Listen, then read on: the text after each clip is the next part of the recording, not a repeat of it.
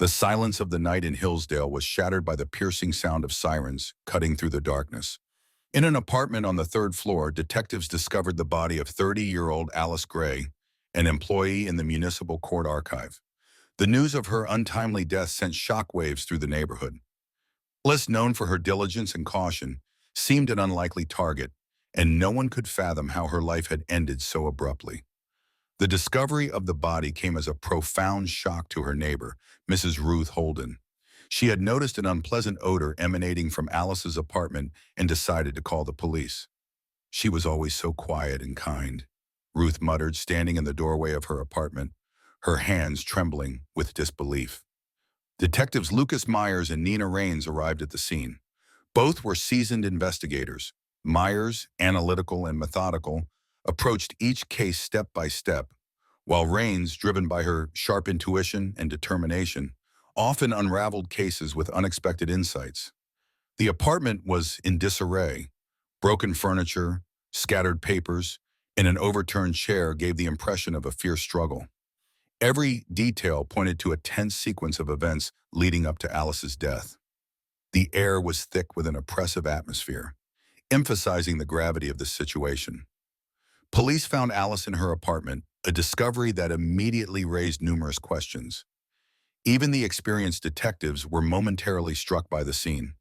They understood that they were dealing with a meticulously orchestrated crime. Myers focused on identifying physical evidence, while Raines carefully examined the scattered documents. She knew the keys to the mystery lay somewhere in that room, hidden among the chaos. Neighbors gathered outside, whispering in hushed tones. Each had their theories, but none could comprehend the brutal fate of a woman who had always avoided conflict. This case posed a significant challenge for the police.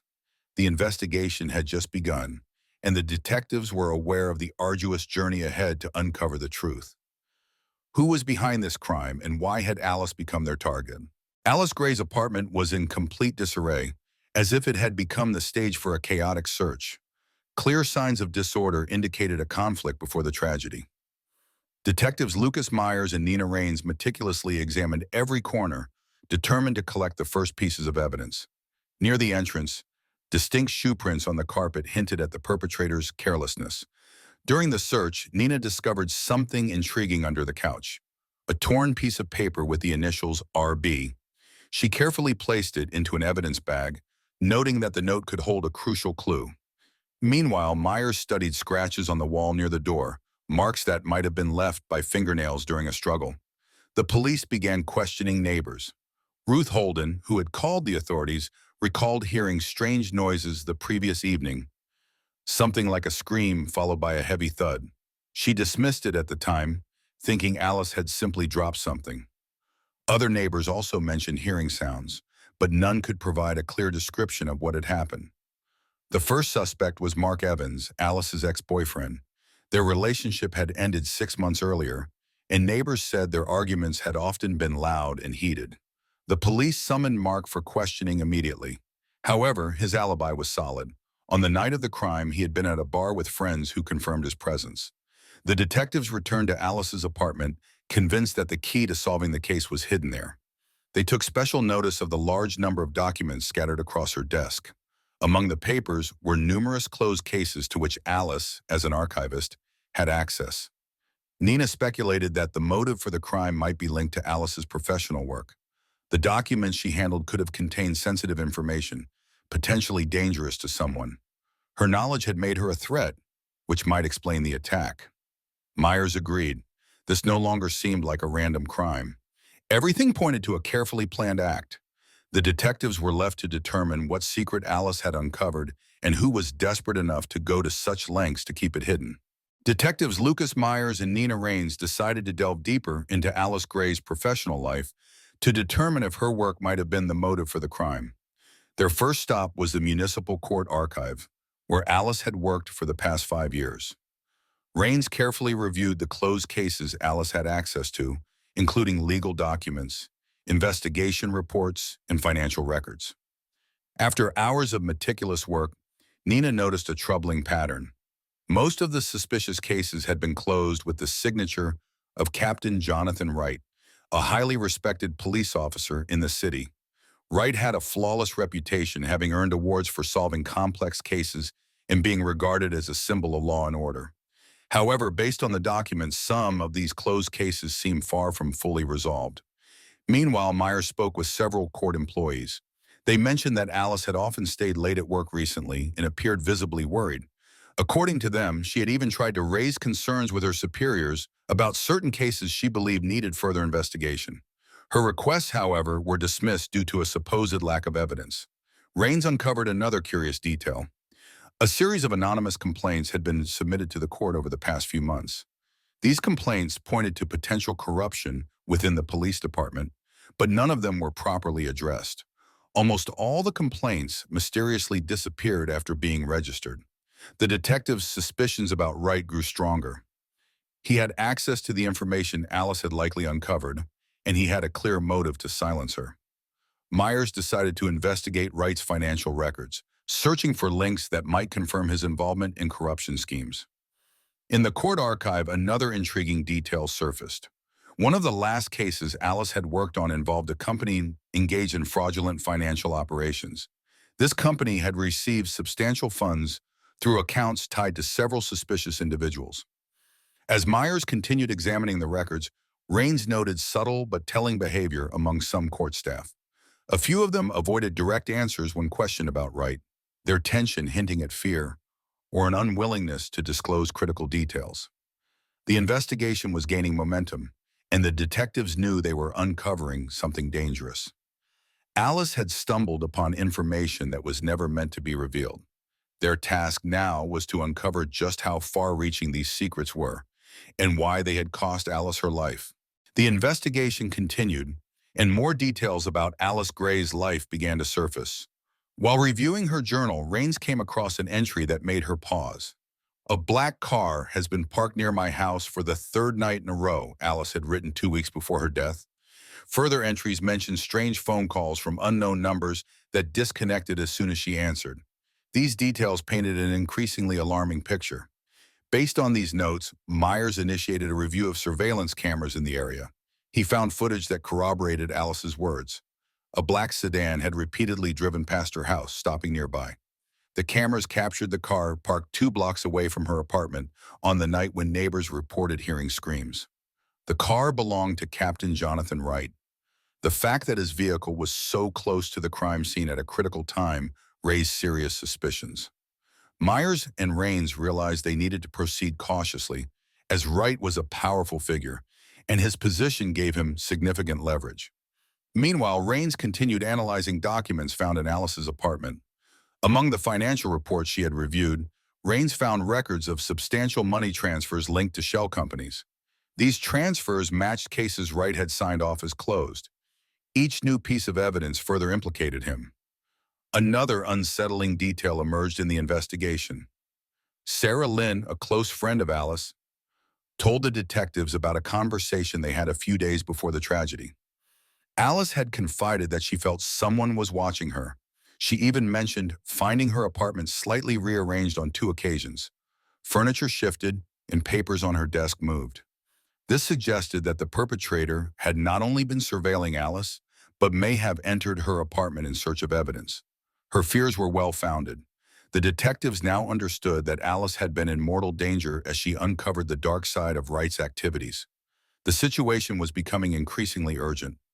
Myers and Raines felt the pressure mounting, knowing that time was running out. They were likely the only ones who could bring justice for Alice and stop the dangerous game that had already claimed her life. The evidence against Captain Jonathan Wright was beginning to form a clear and undeniable picture. Detectives Myers and Raines carefully analyzed the surveillance footage, mobile phone data, and documents found in Alice's apartment. Everything pointed to one conclusion. Wright had visited her apartment on the night of her death. This confirmed their suspicion that Alice had been killed because of what she knew. A detailed examination of her apartment lasted for hours. In the bedroom, Raines discovered a flash drive hidden in a box of handwritten notes. The drive contained financial records that exposed money transfers through shell companies. Every document had one thing in common: the signature of Jonathan Wright. As Raines reviewed the contents, she realized they were undeniable proof of his corruption. While Raines focused on the files, Myers reconstructed the possible sequence of events from that night. According to neighbors, Alice often worked late, so it was likely she had let Wright in without suspecting any danger. Their interaction must have escalated when Wright tried to pressure her into handing over the evidence. Her refusal led to a confrontation with fatal consequences. The forensic team uncovered another critical piece of evidence: strands of hair on the living room sofa that didn't belong to Alice. A DNA test could confirm whether they matched Wright, further strengthening the case against him. The detectives now had everything they needed to proceed with an arrest. They began preparing a search warrant for Wright's home and an order to seize personal items that could link him to the crime scene. Raines urged swift action, knowing that Wright's access to information might allow him to destroy remaining evidence. Meanwhile, they continued piecing together how Alice had uncovered Wright's corruption. Her meticulous review of financial reports and closed cases showed her to be highly diligent in her work. Her attention to detail and professional integrity made her a threat to those trying to conceal the truth. Everything was in place for the next step. Myers and Raines understood that the arrest of Wright would be a pivotal moment in the investigation. It was a step that carried significant risks, but it was one they had to take to bring justice for Alice. On the morning of April 15, 2015 at 7:30 a.m., Captain Jonathan Wright arrived at his police department office as usual. His black sedan parked in its designated spot, and he strode into the building, greeting colleagues with his characteristic confidence. No one suspected that this day would mark the beginning of his downfall. By 7:45, Myers and Raines, along with a team of operatives, arrived at the scene. The rearrest and search warrants had been meticulously prepared. The tension in the building was palpable as whispers of an impending event spread among the staff. Maintaining his composure, Myers gave the order to proceed. The detectives entered Wright's office. He looked up from his paperwork, slightly startled by their unannounced visit. Raines read the arrest warrant aloud. Wright's expression shifted with every word. His confidence gave way to visible tension, but he attempted to remain calm. "This must be some kind of misunderstanding," he said coldly. At 8 a.m., Wright was led out of the building in handcuffs. His colleagues watched in stunned silence. For years, he had been a figure of admiration, but now everything they thought they knew about him was in question. Wright maintained his steady gait, though his eyes betrayed the inner turmoil he was experiencing. Meanwhile, operatives began searching Wright's home. In his private office, they found critical documents that confirmed his involvement in corruption. These included financial reports, correspondence with suspicious contacts, and even copies of closed cases that matched those Alice had uncovered. With each passing moment, the evidence against Wright grew stronger. Forensic specialists confirmed that the hair strands found in Alice's apartment matched Wright's DNA. Phone records and GPS data further revealed that his car had been near the scene on the night of the crime. The flash drive Raines found contained detailed records of substantial money transfers, exposing a long-running scheme. By 10:30 a.m., Wright sat in the interrogation room. Though he tried to appear confident, the pressure from the detectives began to break him down. He denied any involvement, but the mounting evidence was irrefutable. Myers and Raines knew that Wright's arrest was only the beginning. They faced a long and arduous road to secure justice for Alice. This day was pivotal in the case. Wright's arrest set off a chain reaction that promised to uncover deeply entrenched corruption within the police department. The trial of Captain Jonathan Wright became one of the most talked about events in Hillsdale. On May 20th, 2015, when the proceedings began, the courtroom was packed. Journalists, community activists, and local residents gathered to witness the case that had shaken the entire town. Everyone present hoped to uncover the truth behind Alice Gray's tragic death and the corruption within the police force. Wright's defense attorney, the well-known Mark Gale, sought to cast doubt on the evidence. He claimed that the files on the flash drive could have been fabricated and that Wright's presence near Alice's apartment was purely coincidental. Gale also attempted to portray Alice as someone who had misinterpreted the information she had accessed during her work. However, prosecutor Carolyn Hunter delivered her arguments with precision.